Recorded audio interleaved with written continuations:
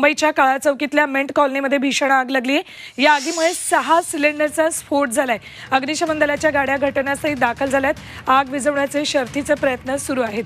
6 सिलेंडरचा स्फोट झाल्याची माहिती झी 24 तासवरील थेट या भागातली दृश्य आहेत। 6 सिलेंडरचा स्फोट या ठिकाणी झालाय। मुंबईतल्या काळा चौकी भागामध्ये मेंट कॉलनीमध्ये भीषण आग लागलेली आहे। मनोज कुलकर्णी आमचे प्रतिनिधी आपल्या सोबत आहेत। अपडेट्स घेऊयात। मनोज, काय तिथली आत्ताची परिस्थिती आहे? कुणी तिथे अडकलंय का?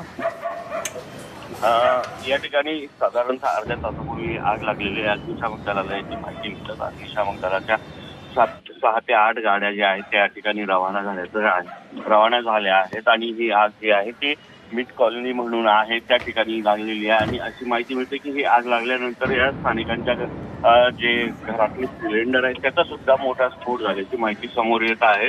अग्निशमन दलाचे जवान जे आहेत ते या ठिकाणी पोहोचलेले आहेत।